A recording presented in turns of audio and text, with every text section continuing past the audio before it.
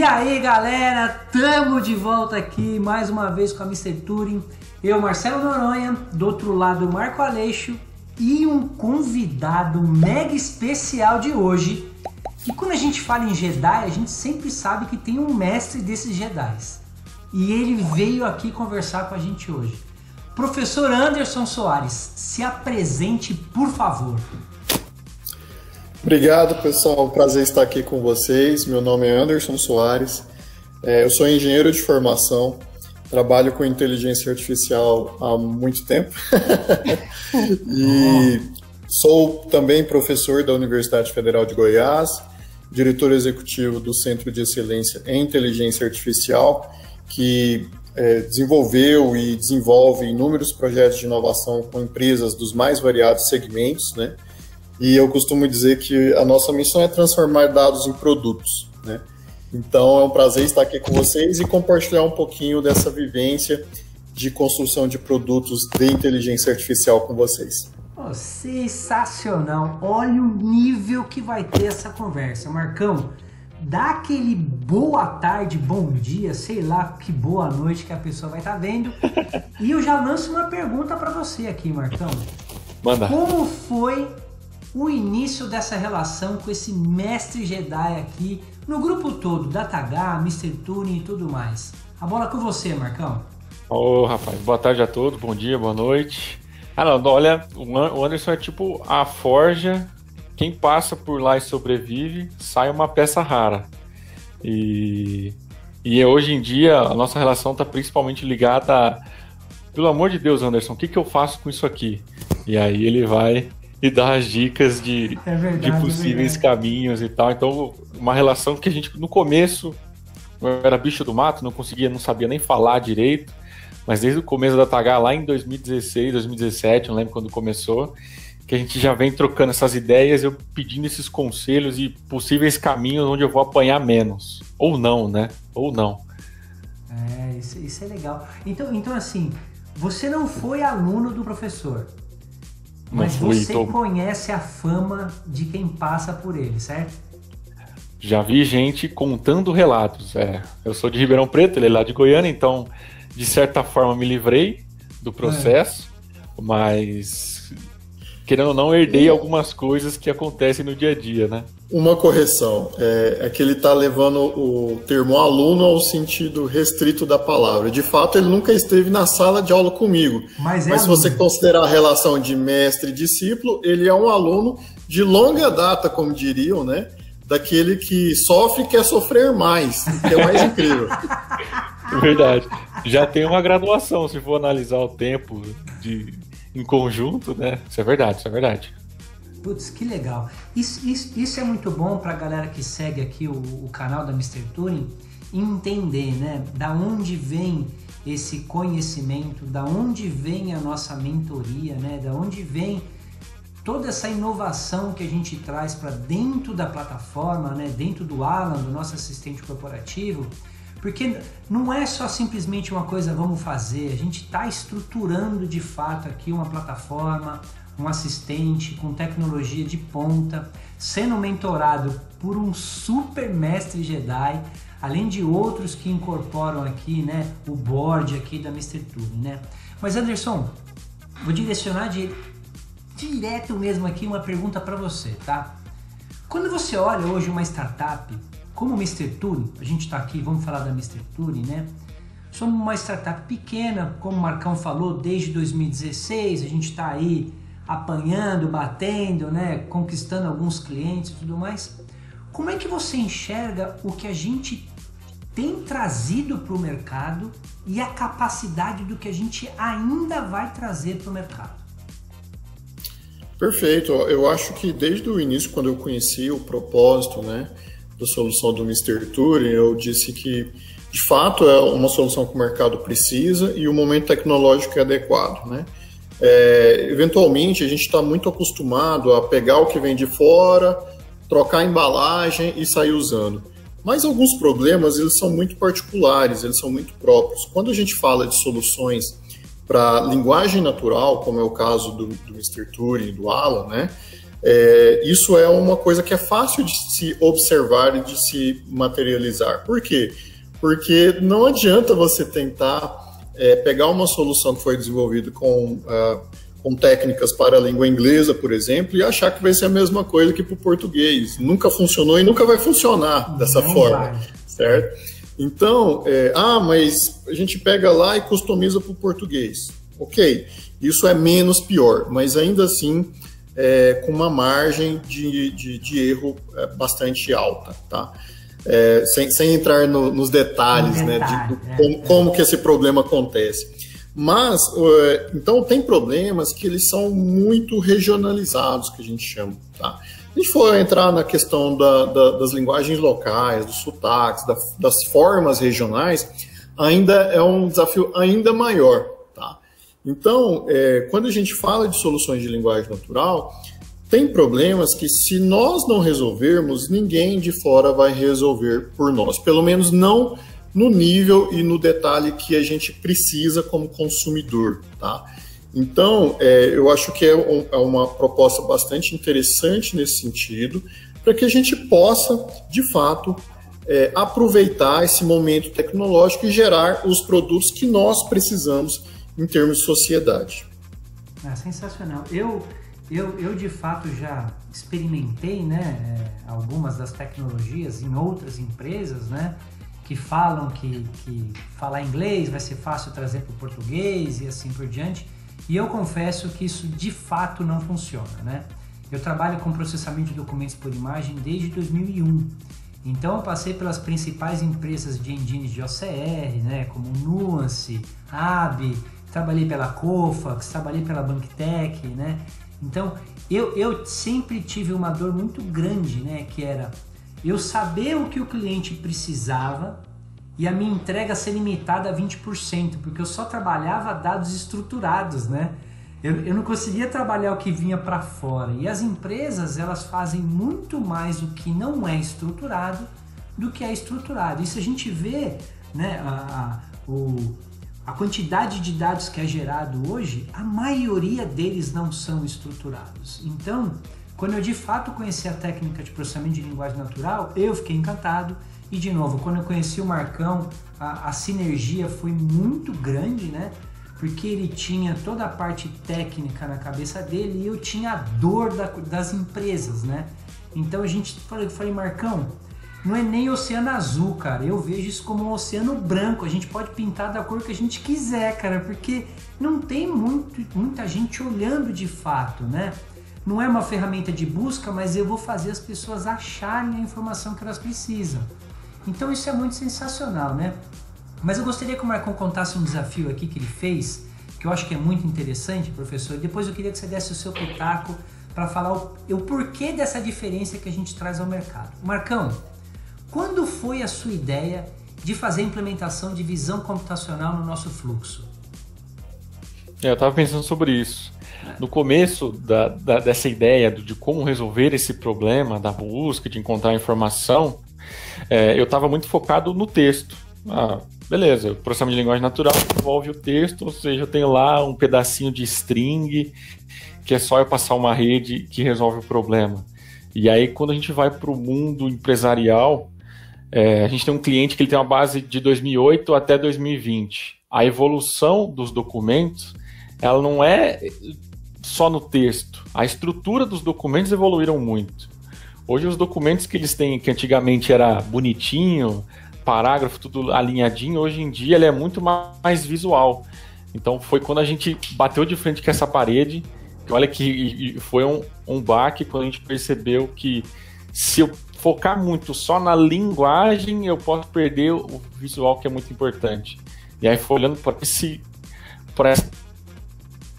que, talvez a visão, que é algo que a equipe já tinha alguma experiência, alunos do Anderson têm muita experiência e são muito estudados, então a gente falou, visão parece ajudar, né, a resolver esse problema que teoricamente era algo de linguagem.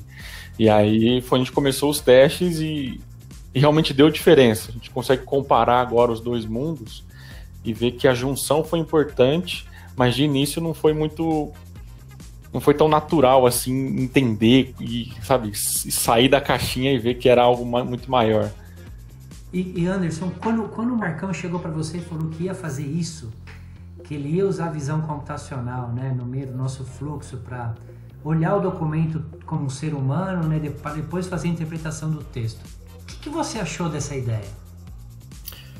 Primeiro eu disse para ele assim, vai com fé, porque você vai precisar. Né? Mas é o que eu sempre digo, onde tem desafio também tem oportunidade, né? De fato, faz todo sentido, porque a maioria dos documentos que a gente analisa do ponto de vista natural, né, a informação visual acaba tendo um peso muito relevante, muito pertinente de como você processa a informação. Só que aí você está misturando dois grandes desafios, né? Duas grandes conjuntos de técnicas de inteligência artificial, que é exatamente para informações não estruturadas, como você bem colocou agora há pouco. Porque, eventualmente, assim, já tem muita coisa acontecendo no mercado em que precisa ter o dado redondinho. O dado redondinho é o mundo ideal, mas quem quer ser um pouco mais ousado precisa avançar mesmo do tipo, me dá aí do jeito que está, né? Então, essa é a grande oportunidade do momento. E aí você está misturando dois problemas bem complexos, né? A vantagem é que visão computacional está um pouco mais madura em relação ao processamento de linguagem natural. Até porque existe a questão da língua que eu coloquei, né? De ser muito uma barreira para soluções. No caso das imagens, já não é tão assim. Uma imagem é quase a mesma, dependendo do que você for fazer com ela, em qualquer parte do mundo. Então, as coisas avançaram mais rápido lá, se consolidaram mais rápido, e a gente tem uma possibilidade maior de usar isso nos diferentes produtos. Tá? Mas, definitivamente, você está somando dois problemas, né? Então, requer um esforço muito maior da ótica do desenvolvimento do produto. Isso é muito legal, porque desde que a gente começou a passar por esse desafio, né, de unir essas duas técnicas e criar algo único dentro da nossa plataforma, que ninguém vem fazendo, né, pelo menos até onde a gente pesquisa e vê de anúncio no mercado, a gente percebeu um ganho muito grande dentro da plataforma e muito grande dentro dos clientes, né? Porque nada melhor do que você pesquisar algo, ter a ideia e implementar, né? Porque uma coisa é você achar que vai funcionar, outra coisa é quando você implementa e você vê que aquilo te traz resultado, né? E esse cliente que o Marcão falou, hoje a gente pode abrir o nome porque já está no mercado aí, que é o Banco Itaú. A performance que a gente teve por causa da visão computacional, porque como os documentos desde 2008 até hoje eles tiveram uma mudança muito grande, ele é muito mais visual hoje e com informações que elas praticamente nadam dentro do documento, elas não estão uniformes numa tabelinha, né, num parágrafo, elas flutuam dentro do documento. Mas a entrega que a gente fez e o resultado é muito positivo, né? Marcão, direcionando para você agora um pouquinho aqui, qual é a satisfação que você vê quando um cliente ou um usuário ou utilizador, como a gente fala em Portugal, que já tem gente usando a nossa plataforma lá, como é que ele vê a resposta e quando ele clica ele consegue ver aquele pedaço bonitão da onde foi extraído, né, o pedaço ali, diferentemente de uma ferramenta de busca, né, que são vários links, né, onde você tem que clicar, abrir o PDF, só que você não vai direto para a página, você tem que ler todo o conteúdo, né? Como é que é essa usabilidade hoje dentro do Alan, cara? Foi realmente um salto e eu tava lembrando aqui porque Mr. Turing surgiu como NLP. Aí eu cheguei no Vinícius Oliveira, falei, Vinícius, eu acho que a gente vai ter que usar a visão. Lembro perfeitamente da reação dele, tipo, Você tá louco? Você tá louco? E aí... Você viu que não sou eu que falou a mesma coisa. Não, mas tudo bem, mas esse é mais discípulo seu do que o Marco, né, professor? Então... aí a gente discutindo, então assim, uma equipe que era focada em NLP, tecnicamente a gente estava tentando ficar melhor em NLP, de repente estamos tentando treinar algoritmo de visão, conversando com os mais loucos da DataH e tal, mas realmente assim, o que a gente percebia antigamente como uma limitação o texto por si só, né, a tentar retornar um texto ali é muito limitado e não é muito, não é tão, não sei o termo correto, mas não rende tanto igual você conseguir visualizar uma página por completo, porque normalmente quando alguém constrói um documento, tenta agrupar uma informação por página, fala, ó, a gente retorna a posição, a gente tenta retornar o texto mais preciso, mas se você olha para a página, você humanamente já bate o olho e reconhece um monte de informação e é muito mais rápido a sacada que você tem para encontrar a sua resposta. Então, o que a gente consegue retornar de valor realmente melhorou muito, e aí eu consigo dormir melhor à noite sabendo que a resposta teve um ganho ali na qualidade, no que a gente consegue retornar. No passado, eu lembro, carnaval de 2019, eu e um estagiário na época, a gente tentando, no pré-feriado, criar regra na mão de como que a gente faz para estruturar um documento usando o if, else. O negócio chegou a 2.000 linhas, a gente falou, abandona, não vai ter o que fazer. Não vai rolar, né? Não vai rolar. Não, eu tenho o código aqui, eu fui olhar esses dias, falei, pô, antes de ir para a visão, fui tentar restaurar essa ideia. Nossa, impraticável. A gente tava ficando maluco lá. Então, isso é legal. Mas nós convertemos ele dessa vida de if else. Não tem como. Expressão regular, quem conhece, tentamos montar expressão regular para as coisas. Tem hora que não tem como. Não, e o que é mais legal, né, é a gente perceber que com essa entrega, esse diferencial que a gente colocou de fato dentro da plataforma, fez com que a gente adquirisse os clientes que nós temos hoje. Nós não temos muitos clientes, mas os que a gente tem são realmente de peso e traz uma certa autoridade para o que a gente vem fazendo hoje na plataforma, né? Agora, Anderson, quando você olha o mercado de IA, né? E toda startup agora parece que é de IA, é impressionante, né? Não tem mais startup de mais nada, né? É só startup de inteligência artificial. Mas quando você vai a fundo, estudar, olha, testa, a gente testa. O Marcão lá, tem um fulano falando que faz alguma coisa, o Marcão testa para ver se é igual ao nosso. O Marcão fala, cara, nós estamos usando os luz desses caras aí, deixa lá. Mas assim, quando você olha as grandes empresas, né? Accenture, IBM, Microsoft, Apple, Facebook, Google, né? E você vê uma empresa, somos em 6 pessoas aqui, startup e tudo mais, várias ideias, ganhando cliente com diferencial. Como é que você olha a oportunidade que a gente tem no mercado, né? No geral mesmo, qual que é a oportunidade que uma startup como a nossa tem no mercado? Olha, já diria o filósofo, são nas grandes guerras que surgem as grandes inovações, né? Então, o que acontece hoje em termos de mercado global é que você está tendo mudanças significativas das regras do jogo. Tá? Direto, Por quê? Né? Direto, exato.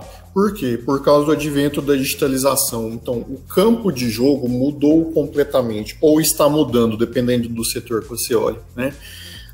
Então, isso é uma das raras janelas de oportunidade em que o fato de você ter muito recurso financeiro não necessariamente é uma vantagem, tá? Se você não entendeu essa mudança do campo de jogo, né? Então, e aí é que surgem as oportunidades das startups, né? Inovarem, trazerem novos paradigmas, novos produtos. Porque às vezes você tem uma ideia boa, que faz sentido, mas no momento errado. A história está cheia de exemplos sobre isso, né? Seja antes ou seja depois, né? Então, acertar esse timing é primeiro o grande ponto. E esse momento de transformação digital, ele é muito interessante nesse sentido, tá? E aí, nesse contexto, que as startups têm oportunidade, mas também têm 2 grandes barreiras, é preciso deixar isso claro. Principalmente quando você fala de inteligência artificial. Porque aí virou buzzword, né? Todo mundo diz que tem, mas no final você vai ver mesmo alguns, tá? E eu posso dizer isso porque contato com muitas, né? Inclusive, até que nem são startups, mas são já médias empresas, etc. Então, eu visualizo isso na prática. O primeiro é que profissional de IA é muito caro. Eu não acredito em startup que não trabalha a questão dos recursos humanos de IA. Eu acho que isso não é um ponto possível. Então, ele é muito caro. E IA, pelo menos essa IA que a gente fala hoje, ela é muito machine learning, né? que são algoritmos que aprendem a partir de dados. Então, se você não tiver dados da situação que o seu produto se predispõe a atuar, também não tem o que fazer, certo? Então, no caso do Turing, né, eu sempre disse para o Marcos, você vai estudar IA, né?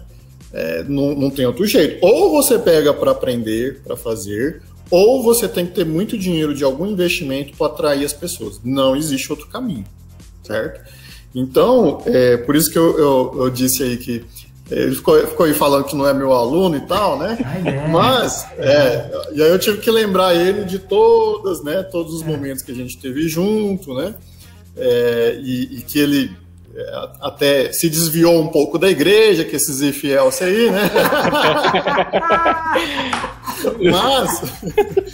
mas o caminho da da ascensão espiritual apareceu para ele novamente. Ele se continuou nos caminhos da palavra, né? Então, esse é o grande ponto. São duas grandes barreiras que, se a gente não entender, é muito difícil sair, porque a gente até pode escrever matéria, pode até fazer podcast, pode fazer várias iniciativas dizendo que faz, mas uma hora ou outra isso vai ter que ser colocado à prova, não tem jeito, né? Literalmente vai ser cobrado, né? Exatamente, ninguém sobrevive só da publicidade, né? E aí é que algumas conseguem avançar, outras não, né? Então, eu sempre, quando eu conheci o Marcos lá atrás, né, ele consumia naquele momento algumas APIs de terceiros, né? Aí eu falei para ele, cara, arranca isso daí que você não presta, não. Eu sei. Isso aí é enlatado americano aqui querendo, né, socar a goela abaixo. Tem muitas coisas que são boas, não discuto, mas a gente tem que ter esse discernimento do que faz sentido e o que não faz, né? E aí, quando eu disse para ele que não, acho que a gente tem condições sim de fazer algo que faça sentido, não vai funcionar 100%, mas vai ser melhor do que isso aí que você está usando, poderia ter parecido loucura naquela época, né? Mas eu acho que hoje existe um discernimento maior de como o caminho passava por isso mesmo, de uma construção de uma tecnologia própria para que você pudesse ser competitivo. E é nessas janelas de oportunidade que isso é possível. Passar algum tempo, isso já vai estar mais sofisticado, aí é quem conquistou o mercado, quem se consolidou aí, e aí essa janela de oportunidade possivelmente vai ter passado. Sensacional. Assim, eu olho, né, com as coisas que a gente vem fazendo, as nossas reuniões, né, não sei se todo mundo sabe, mas uma vez por mês, pega o time inteiro, o professor Anderson vem, dá chibatada para tudo quanto é lado, para falar que o caminho não é esse, tem que ir por esse lado aqui, larga a mão de ser preguiçoso, você tá vendo mais fácil, tem que olhar para o mais difícil, né? A gente absorve isso de uma maneira muito boa e a gente vê o reflexo isso de fato dentro da implementação e dentro da produção dos dados que a gente processa hoje dos nossos clientes, né? E quando a gente Exato, só complementando esse ponto aí que você estava falando, é o seguinte, na prática, a maioria dos produtos que se tenta de IA não dá certo. Isso é uma coisa que pode chocar as pessoas, né? Mas por que a hype se sustenta? Porque o que dá certo é absurdamente escalável. Absurdamente. Então, o que dá certo paga todo o resto que não deu certo e mais um pouco, né? Então, por quê? Por causa da complexidade. Hoje falta mão de obra, é um problema global, e todo aluno que me procura assim, mas eu queria aprender IA, eu falei, quer mesmo? Né? Você tem certeza? Tem certeza, né? Tem certeza? Porque eu sempre faço a seguinte pergunta, por que você acha que falta mão de obra para inteligência artificial? Aí o cara assim...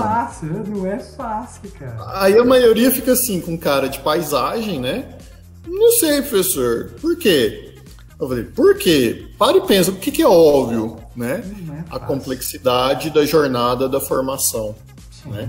Então, isso faz com que o muro seja muito alto.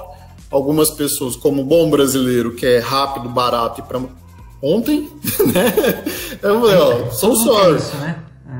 Todo mundo quer isso. Aí a minha resposta sempre é assim, olha, se você veio buscando algum lar espiritual, você veio ao lugar errado. Nós valorizamos a fé, mas aqui é uma escola que tem que materializar conhecimento. Então a gente milagres a gente não consegue fazer ainda. Então, e quantas vezes, e nesse assunto da dificuldade, como programador, normalmente quando você tem um problema, você digita no Google, você até é um cara expert em Google para encontrar ali. Então, sei lá, tô com dificuldade de conectar o banco de dados, você bate lá, tem no Stack Overflow, você copia e cola, você tem uma solução. Aí chega lá, como que eu faço para minha ser boa? Não existe uma resposta para isso. Essa é, meu Deus, o que eu faço? E vai, no fundo você tem que parar, estudar, vai ver a aula que o Anderson gravou, que tá lá salvo no seu computador, assiste a aula inteira, vai ler artigo. Então, esse processo é realmente na prática. E quantas vezes eu já não quis o caminho mais fácil, que era tentar achar a resposta na prática, depois de tanto apanhar, você que aceita que realmente você tem que construir o castelo de fato. É meio difícil você cortar caminho nessa área. Isso é muito legal, porque a gente pode falar que a gente vivencia isso hoje, né, Marco? Acho que, tirando as 2 primeiras empresas que entraram no Turing, todas as outras vieram da decepção da entrega de IA, né? Todas elas vieram de grandes empresas que tinham IA enlatadas, né, igual o professor falou aqui, né? Muito mais voltada para o mercado estrangeiro do que o mercado nacional, nosso, brasileiro. E quando eles foram de fato colocar ali para funcionar, não funcionou. E a única maneira que eles encontraram foi através da Mr. Turing de fato ter ali uma entrega com performance, com valor, né? Mas aqui, só para a gente terminar, Anderson, hoje o mercado de processamento de linguagem natural, né? A gente sabe que a gente tem ali pergunta e resposta, correlação de informação, extração de entidade, a gente tem voz e tem sintetização de dados ali, né? A gente quer que o Alan, que o nosso assistente, a gente quer que ele tenha tudo isso, né? Essa é a nossa ideia, é para onde a gente está olhando o nosso roadmap, nosso moonshot, que o Alan fale, que você coloque o que você quiser lá dentro, ele sintetize, já entregue num PDF bonitão, lá na frente é isso que a gente quer. Mas quando a gente olha as técnicas, né, e a gente olha o barulho que as pessoas fazem quando sai um artigo científico, esses gurus de mercado que são leitores de artigo científico e quer que a manada vai tudo para um lado só, esquece que tem que botar em produção em primeiro lugar para saber se de fato funciona. Como é que você visualiza o grau de maturidade de todas essas técnicas envolvidas, falando em NLP? Perfeito. Existem diferentes visões sobre esse mesmo objeto. A visão científica é de que o problema ele já está razoavelmente bem resolvido. Tá. Só que quando a ciência resolve, na verdade, isso é o primeiro passo para você construir produto. Não é o final da jornada, tá? Então, sei lá, posso dar até exemplos aí de questão de vacina. Você vai lá, descobre, mas a logística daquele negócio é extremamente complicada, complexa. Isso para não citar outros exemplos. Então, você pode, do ponto de vista científico, dizer que consegue se compreender informação textual como nunca foi possível, fato, certo? Aí entram agora as particularidades de como usar isso, e aí entram as customizações, tá?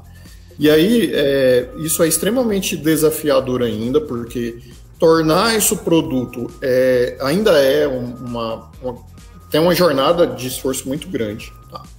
Então, a ciência ela cumpre a primeira fase, que dá para fazer, certo? Agora, tornar isso em produto é a fase 2, que é tão complexa quanto a primeira, mas que já envolve uma certa resiliência, porque você já consegue observar os possíveis ganhos de se resolver um determinado problema. Essa é a vantagem. O cientista, ele eventualmente, se ele se preocupar com isso, ele ele limita, inclusive, o ócio criativo dele. De olhar, né? Exato. De poder olhar o todo, né? De poder olhar o todo, né?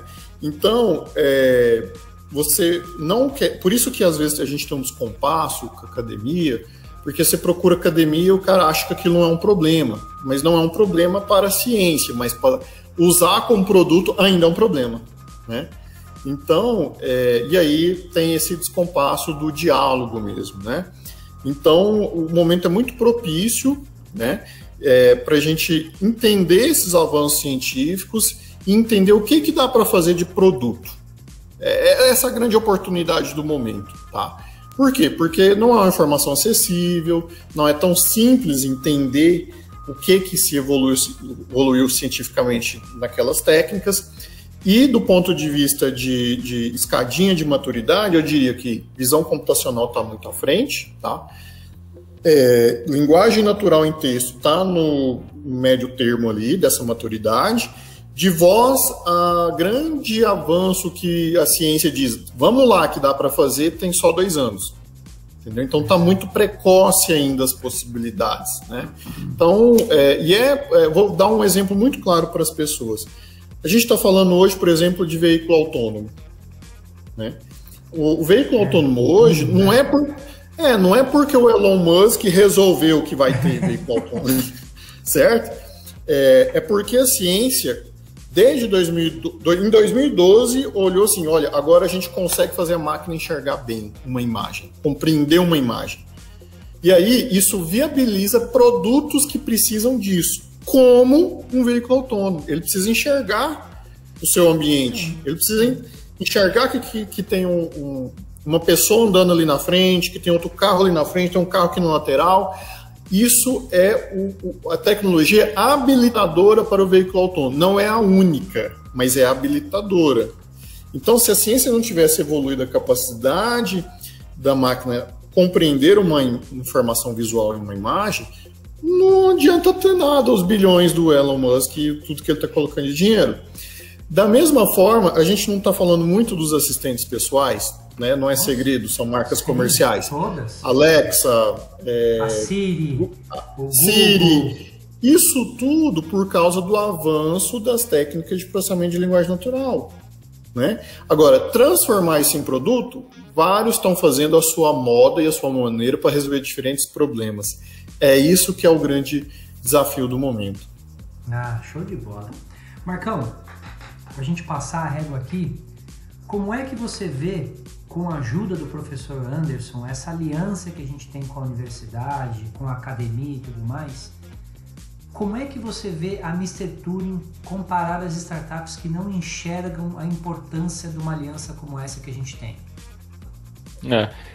Se for analisar de verdade, acho que o principal diferencial, assim, o que a nossa equipe está ficando muito boa é justamente em entender que o que a academia lança, algumas coisas, na tabela lá o resultado é 99% de acurácia, só que na prática aquilo ainda não funciona, mas também entender que alguma coisa que tem acurácia inicial ruim, né, que é o resultado que eles publicam é ruim, a longo prazo a gente pode evoluir aquele conceito para conseguir aplicar na prática aquilo que a ciência demonstra. Então, grande parte do nosso esforço, das nossas discussões, a gente tem um grupo específico no nosso canal lá da empresa que chama Research.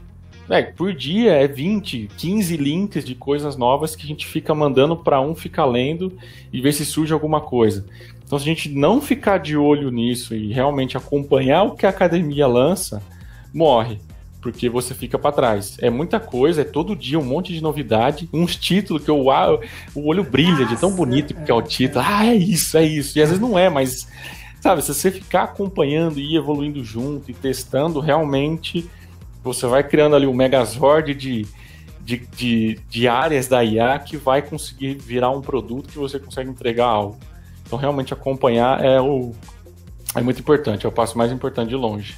Legal, show de bola. Anderson, passa um recado pra galera que tá aqui curtindo o nosso canal, que fala assim, a Mr. Turing, aposta na Mr. Turing que vale a pena, né? Tô brincando. Mas passa um recado, né? Porque o que eu acho interessante aqui, a gente tem tem evoluído bastante aqui nos nossos bate-papos, né? A gente está subindo um pouco a régua, subindo um pouco o muro aqui, conversando com você, a gente vem conversando com pessoas de mercado que têm um conhecimento também muito grande e técnico, né?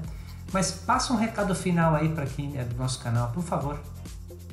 Claro, olha só, primeiro que inteligência artificial é uma corrida global, né? A gente precisa entender isso. A última grande janela de oportunidade para as sociedades foi a última revolução industrial, que foi dos eletrônicos. A inteligência artificial é a nova revolução tecnológica. E não é só a questão dos algoritmos, porque o que dá base a isso é a transformação digital. Mais importante do que a hype são as bases da hype, certo? E nesse contexto a gente precisa, muito como país mesmo, entender que essa é uma oportunidade que dificilmente vai acontecer de novo, ou sabe lá Deus quando terá uma próxima. Então, ter produtos nacionais, ter iniciativas nacionais como estratégia para que a gente, pelo menos, minimize a nossa dependência como país mesmo, é extremamente importante. Nós temos uma carência, não vou nem falar de inteligência artificial, mas de desenvolvedores, gente, né? A gente prefere se acotovelar por cursos fáceis e que não tem emprego do que aproveitar profissões que, cara, não vai te faltar emprego em qualquer, não só no Brasil, mas em qualquer parte do mundo, né? Isso é uma coisa que mais me aterroriza aqui no Brasil, sinceramente. Os bons estão indo embora, né, Anderson? Fala aí. Sim, exatamente. E, em particular, e as pessoas sempre me colocam assim, nossa, Anderson, você deve gostar muito de matemática, né? Eu também queria, cara. Eu queria gostar muito, mas... Mas o fato é que foram escolhas que eu fiz na vida do tipo assim, cara, eu tenho que fazer alguma coisa difícil para ter valor, né? Não foi à toa que eu fui parar nessa área. Legal. Então, essa é o grande filão, né? E entender que é escalável, é sensacional, vários produtos, a gente já fez vários com empresas dos mais variados segmentos. Mas é uma jornada complexa e difícil, mas quando dá certo é realmente algo avassalador, por isso que se sustenta.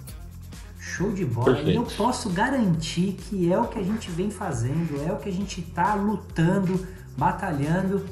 O que a gente vai colocar no mercado para o mercado SMB é para escalar, é para a gente pegar a autoridade que a gente trouxe do mercado aí, de atender clientes de grande porte, para realmente atacar e mostrar que aqui no Brasil a gente também tem a capacidade de fazer entregas de alto valor, né? Marcão, recado final? Quer mandar um abraço para a galera, nossa turma aqui? É isso. Não tenho nenhum recado muito especial, é isso. Agradeço a todos por terem assistido e em breve novidades. Show de bola. Então, eu sou Marcelo Noronha, nosso convidado, mestre Jedi, professor Anderson Soares, Marco Aleixo, bem-vindo ao mundo da Mr. Turing. Funcionou. Deu uma travadinha, mas hoje foi.